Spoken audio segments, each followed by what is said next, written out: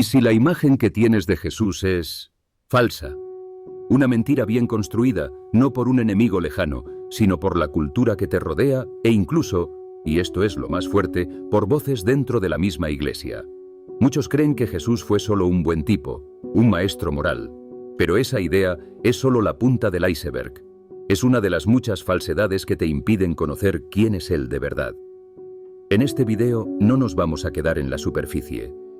Vamos a desenmascarar las 7 mentiras más comunes y peligrosas, incluyendo algunas que se predican desde el púlpito, para que puedas, quizás por primera vez, encontrarte con el Jesús real. Y te aviso, la mentira número 1 es la que probablemente te has creído toda la vida. Vamos a empezar nuestro conteo con las mentiras que la sociedad ha sembrado. Esas ideas que suenan modernas, tolerantes e inteligentes, pero que en el fondo le quitan a Jesús todo su poder y su propósito. Mentira número 7. Jesús era solo un hombre común. La primera mentira, y quizás la más popular, es que Jesús de Nazaret fue simplemente un buen hombre. Un maestro moral increíble, un profeta, un revolucionario, pero nada más. Esta visión es súper cómoda para el pensamiento moderno. Te permite admirar sus enseñanzas, como el Sermón del Monte, sin tener que enfrentarte a lo radical de lo que él afirmaba ser. Lo pones en la misma estantería que a Buda o a Sócrates, hombres sabios con una buena filosofía. Pero esta idea, por más popular que sea, se cae a pedazos cuando la miras de cerca. El famoso escritor C.S. Lewis, que antes era agnóstico, lo planteó de una forma brillante. Su argumento era que un hombre que dijera las cosas que Jesús dijo no podía ser simplemente un gran maestro moral. Según los evangelios, Jesús no dijo: «Oigan, aquí tengo una filosofía interesante». Él dijo: «Yo soy el camino, la verdad y la vida. Nadie viene al Padre sino por mí». Él perdonaba pecados, algo que en la cultura judía solo Dios podía hacer. Declaró que era el rey nombrado del reino de Dios. Afirmaba que volvería para juzgar al mundo. Lewis concluyó que, ante estas afirmaciones, solo hay 3 opciones lógicas. O Jesús era un mentiroso que sabía que todo era un engaño, o era un lunático, alguien al nivel de un tipo que cree ser un superhéroe, o, de hecho, era y es quien dijo ser, el Hijo de Dios. La opción de que fuera solamente un buen maestro queda fuera de la mesa, porque un simple maestro moral no haría afirmaciones tan gigantescas y centradas en sí mismo. Si lo que decía era falso, no sería un buen maestro, sería un farsante. Así que, reducir a Jesús a un simple hombre es ignorar el centro de su propio mensaje. Es una mentira que busca domesticarlo, hacerlo más manejable, pero al hacerlo, se pierde por completo quién es Él. Mentira número 6. Jesús vino a traer paz universal sin conflicto. Vivimos en una cultura que ama la idea de la paz, pero una versión muy light de ella. La ausencia de conflicto, el no molestar a nadie, el llevarnos todos bien. En esa historia, Jesús es el pacifista por excelencia, un hippie del primer siglo que solo quería que todos fuéramos amigos. Se usan frases como «bienaventurados los pacificadores» y se le pinta como alguien que jamás crearía una división. Pero, ¿qué dijo el propio Jesús? En Mateo 10:34 suelta una de las frases más chocantes de toda la Escritura. «No penséis que he venido para traer paz a la tierra. No he venido para traer paz, sino espada». ¿Qué? ¿No era el príncipe de paz? A primera vista, parece una contradicción total. Pero tenemos que entender a qué se refería. La espada que Jesús trae no es un arma para la violencia. La palabra griega que se usa aquí, machairán, se refiere más a un cuchillo que sirve para dividir, para separar. Lo que Jesús está diciendo es que su mensaje, la verdad, es tan absoluto que inevitablemente crea división. Divide a la gente entre quienes lo aceptan y quienes lo rechazan. Divide ideologías, formas de ver el mundo y, lo más doloroso, hasta familias. Él sigue diciendo: «Porque he venido para poner en disensión al hombre contra su padre, a la hija contra su madre, y los enemigos del hombre serán los de su casa. Seguir a Cristo pide una lealtad total que puede chocar con nuestras lealtades aquí en la tierra. La paz que Jesús ofrece no es la paz del mundo, que es superficial y muchas veces se basa en aceptar mentiras para evitar problemas. La paz que Él da es una paz interior, una paz con Dios. Y curiosamente, esa paz interior muchas veces nos lleva a conflictos por fuera. Cuando alguien decide seguir a Cristo, su vida cambia, sus valores cambian, y eso choca con un mundo que prefiere la oscuridad. La mentira de un Jesús que nunca ofende es bonita, pero es falsa. El verdadero Jesús trae una espada de verdad que separa la luz de la oscuridad y nos pide que elijamos de qué lado estamos. Mentira número 5. Dios es solo amor y nunca condenaría a nadie. Esta es una de las mentiras más seductoras de hoy. Nos pintan un Dios que es pura buena onda, como un abuelo cósmico que solo existe para aplaudir todo lo que hacemos y perdonar sin más. La idea de un juicio o una condena suena a algo antiguo, cruel e incompatible con el amor. Se repite, Dios es amor, como un mantra, pero se ignora todo lo demás que la Biblia dice sobre él. Y sí, es totalmente cierto que Dios es amor. Es parte de quién es Él. Su amor es la razón por la que nos creó y por la que envió a Jesús a morir por nosotros. Pero reducir a Dios solo a eso es crear un Dios a nuestra medida. La Biblia nos muestra que Dios no es solo amor, también es perfectamente santo y justo. Su santidad significa que no puede simplemente ignorar el pecado. Su justicia significa que el mal tiene que ser juzgado. Piénsalo. Si un juez, por amor, dejara libres a todos los criminales, no diríamos que es un juez amoroso, diríamos que es un juez corrupto. De la misma manera, si Dios simplemente hiciera la vista gorda ante el mal, la injusticia y la maldad, no sería un Dios bueno. El amor de Dios y su justicia no son opuestos. Se unen perfectamente en la cruz de Cristo. En la cruz, el increíble amor de Dios se mostró al darnos una salida. Al mismo tiempo, su perfecta justicia se cumplió, porque el pecado fue castigado en Jesús, que tomó nuestro lugar. Dios no ignoró el pecado, lo juzgó y Él mismo pagó el precio. Por eso, la idea de que su amor cancela su justicia es una mentira peligrosa. La Biblia es clara en que habrá un juicio. La condena no es algo que Dios desee, pero es la consecuencia justa para quienes rechazan su oferta de amor y perdón en Cristo. Ignorar la justicia de Dios no es celebrar su amor, es mutilar su carácter y no tomar en serio ni su santidad ni el costo de nuestra salvación. Mentira número 4. La verdad es relativa y cada quien tiene su propia realidad. Bueno, esa es tu verdad, no la mía. Esa frase es el himno de nuestra época. La idea de que no hay verdades absolutas, sobre todo en religión y moral, se ha vuelto casi una ley.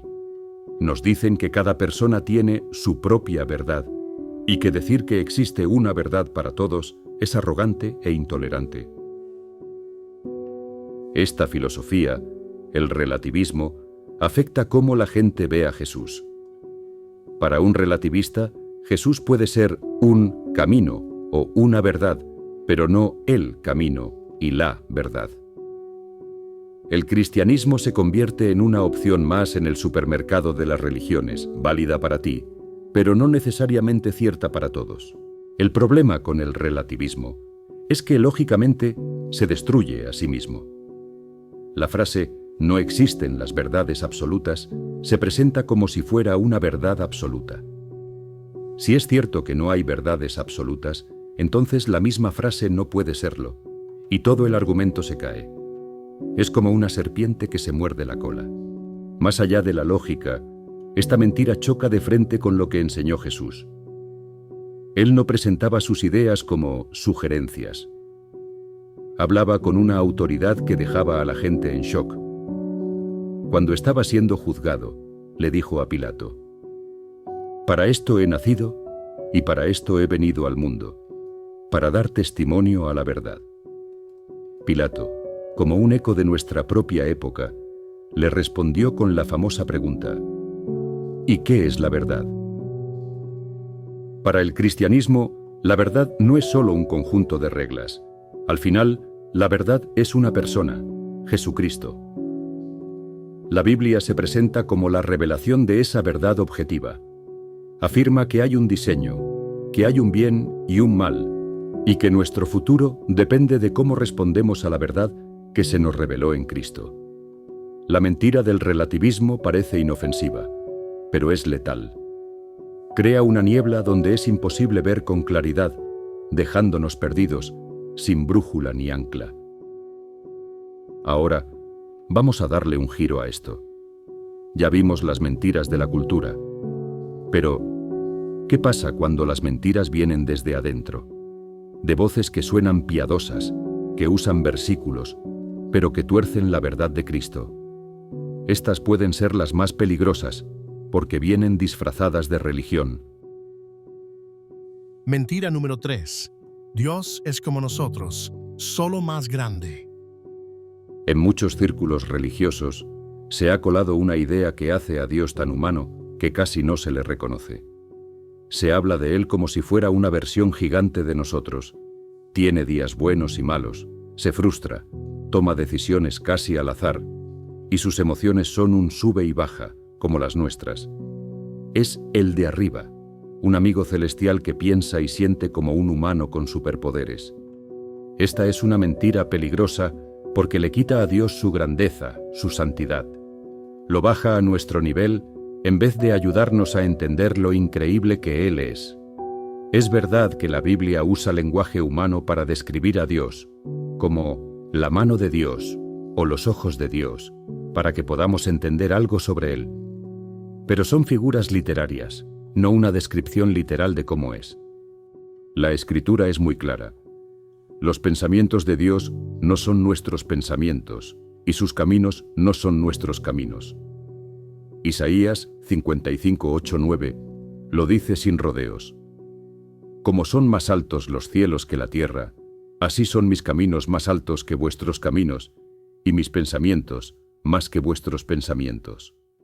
Dios no es un superhumano. Él es santo, lo que significa que está en una categoría totalmente diferente, aparte de todo lo creado. Su amor no es como nuestro amor, que a veces es egoísta y cambia. Su ira no es como la nuestra, que es pecaminosa. Es su reacción santa y justa contra el mal. Su sabiduría no tiene fin, su poder es ilimitado y su carácter no cambia.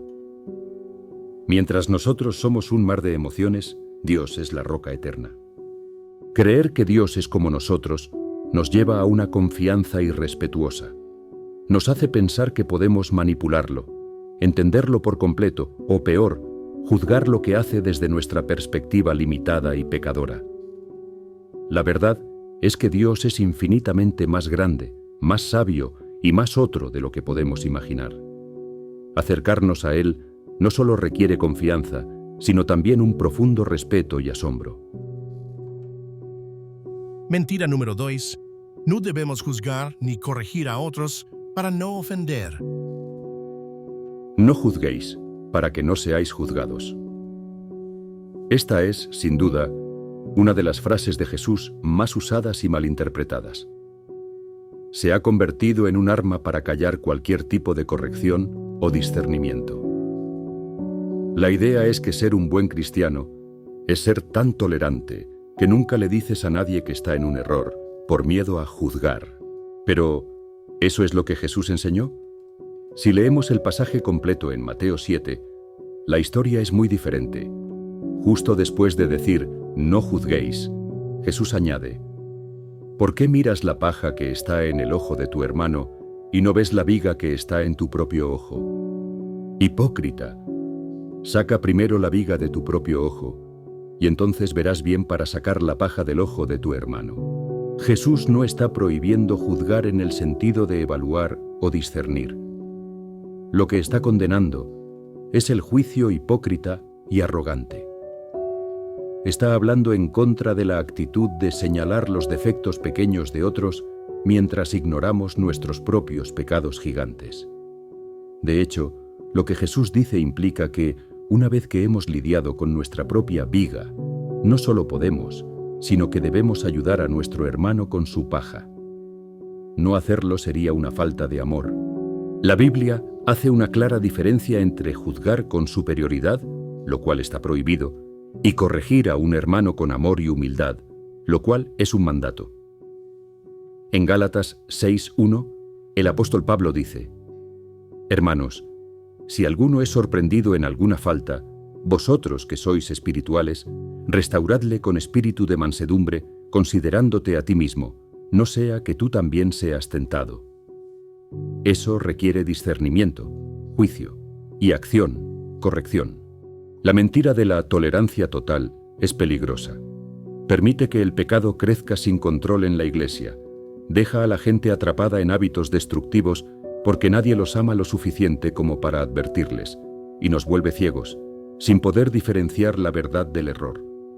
El amor verdadero no es indiferente al pecado. El amor verdadero se preocupa tanto por alguien que está dispuesto a tener una conversación difícil para ayudarle a volver al camino. Antes de revelar la mentira número 1, que es la más fundamental y la que a menudo se disfraza de piedad, tómate un segundo para pensar. ¿Te sonó familiar alguna de estas mentiras? ¿Te has creído alguna? Si esto te está haciendo pensar y abriendo los ojos, considera suscribirte y activar las notificaciones. Queremos seguir exponiendo las medias verdades para aferrarnos a la verdad completa de Cristo. Y cuéntanos en los comentarios, ¿cuál de estas mentiras crees que es la más común hoy en día? Mentira número 1. La salvación depende de nuestro desempeño o sentimientos.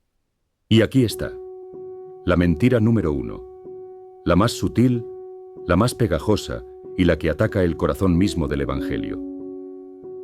Es una mentira con dos caras y a menudo se escucha en las iglesias, que nuestra salvación depende de lo bien que nos portamos o de lo que sentimos.